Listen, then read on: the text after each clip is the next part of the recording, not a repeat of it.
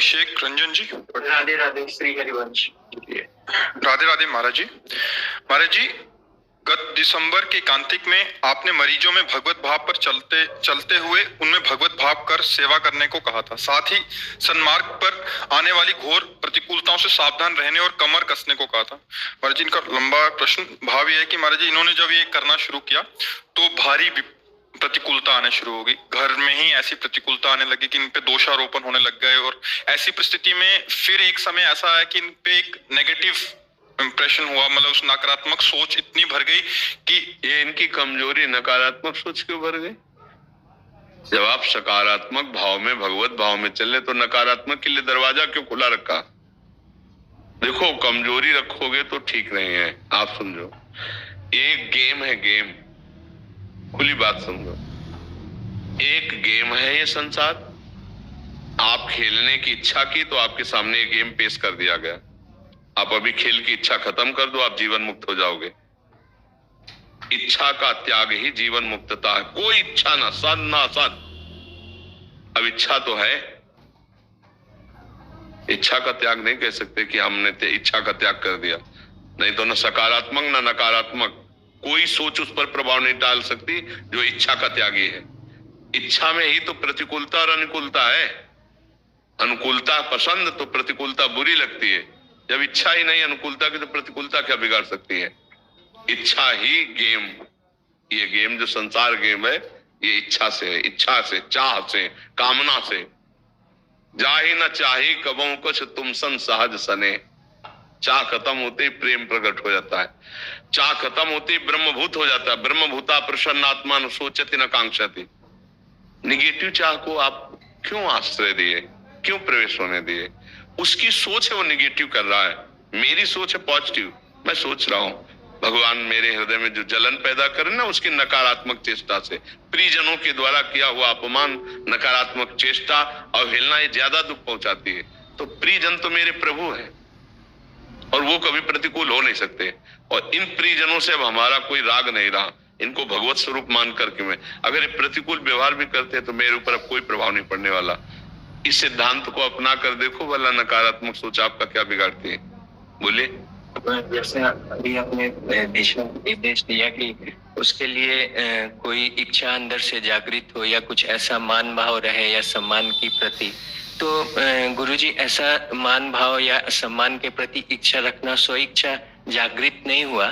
प्रतिकूलता ऐसी आई कि जो एक 10 वर्ष के पुराने साथी थे, बिजनेस में पार्टनर थे, हॉस्पिटल था जिनके साथ थे, वो मतलब तुरंत से ही बिल्कुल बदल गए। मतलब चीजें ऐसे हफ्तों में गुजरी बीती कि मुझे समझ नहीं आया। जो आप सत्संग अभी आगे बोल लेना, हम आपको बताएं।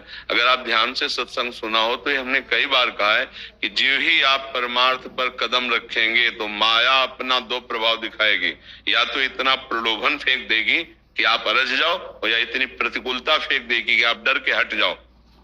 पहला आ गया ना, प्रतिकूलता आ गई ना, तो वो साथी हटा और त्रिभुवन पति मेरा साथी बनने जा रहा है। तो आप उसकी तरफ देख करके क्यों कमजोर बन गए? आपको ये नहीं पता चल रहा कि मैं त्रिभुवन पति का दोस्त बनने जा रहा हूं। ये दोस्त क्या है? अगर मुझे कुछ दिन भीख भी मांगनी पड़े और त्रिभुवन पति मेरा दोस्त हो जाए तो मैं घाटे में नहीं रहूंगा, क्योंकि जिस दिन मेरा दोस्त हाथ मिलाएगा उसी दिन जैसे सुदामा की सुदामापुरी द्वारिकापुरी की तरह बन गई, ऐसे मेरा सब कुछ ठीक हो जाएगा। हम लोग वर्तमान में माया के द्वारा की हुई दोस्ती को ज्यादा जोरदार मानते हैं और प्रभु की दोस्ती पर ध्यान ही नहीं देते, इसीलिए हम दुखी हो जाते हैं। उन्हें सच्ची मानो, आज हम सत्संग में क्या बोले थे? अगर जो आज का सत्संग सुने हो, जिस समय जो आवश्यकता हुई मेरे स्वामी ने कदम कदम पर वही बात की। तो क्या मेरा ही केवल स्वामी है? क्या आपका स्वामी नहीं हो? क्या आपके साथ वो ऐसी मित्रता नहीं कर सकता? पर भरोसा मुझे संसारी पुरुषों का नहीं था। खास बात ये थी कि मुझे अपने स्वामी का भरोसा, तो मैंने निश्चय कर लिया था मुझे मरना है। इसके आगे तो कोई कष्ट होता नहीं ना, मरना है।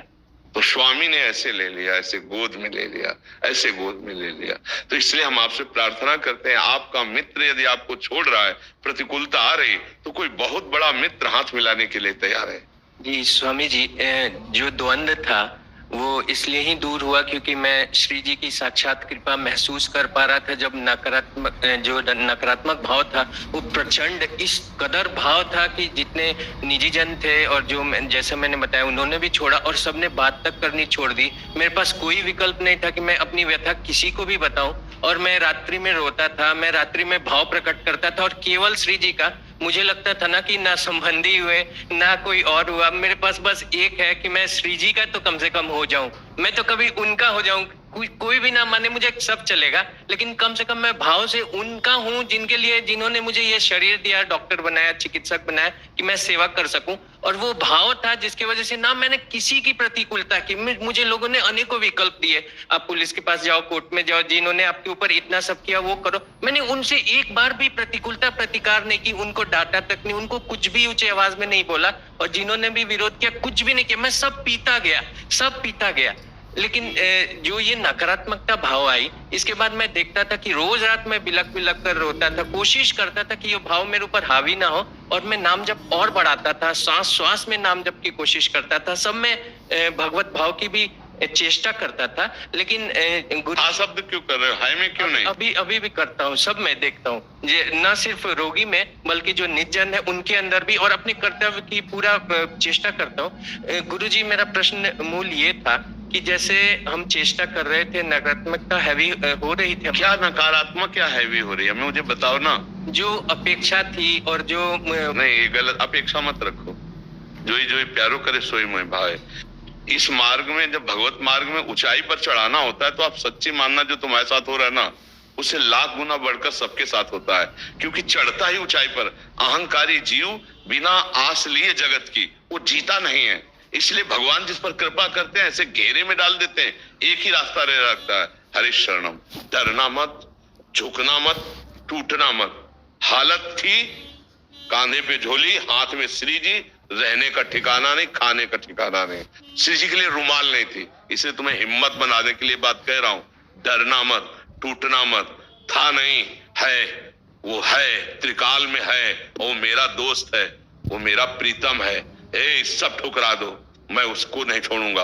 एक दिन ऐसा आएगा कि आप हमारी इस बात को खुद बोलेंगे अपने अनुभव में। जैसे हम आपको बोल रहे हैं ना, ऐसे आप अपने दोस्तों को बैठाल के अनुभव बोलेंगे कि एक दिन था ऐसा कि मेरे साथ ऐसा हुआ, और आज दिन ऐसा है कि मैं ये हूं।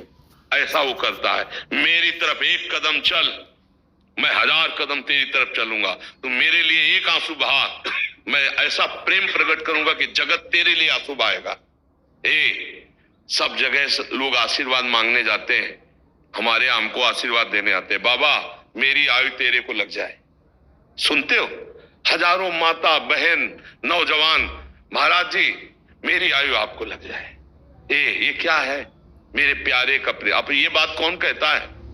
अत्यंत प्यार करने वाला कहता है, नहीं कहता। हजारों रूपों में मेरा प्रभु प्यार कर रहा है। क्यों? अब प्रभु के सिवा मेरा कोई नहीं, तो वो मुझे प्यार कर रहे हैं। डरना मत, टूटना मत, झुकना मत, दूसरे से हाथ मत पसार देना। वो देख रहा है, तुम्हें हर समय देख रहा है। यही तुम्हारी कसौटी हो। आगे बढ़ गए, निहाल हो जाओगे। शब्द हमारा याद कर लो, निहाल हो। संतों से इसीलिए मिला जाता है कि उनके अनुभव हमको पता चल जाए कि ये कैसे आगे बढ़े। ये हम इसलिए आपको बता रहे, केवल भरोसा उनका रख लो, सब मंगल हो। और ये तो हुई बाहरी बात। वो आंतरिक बात ये है कि भगवत प्राप्ति हो जाती है। यहाँ तो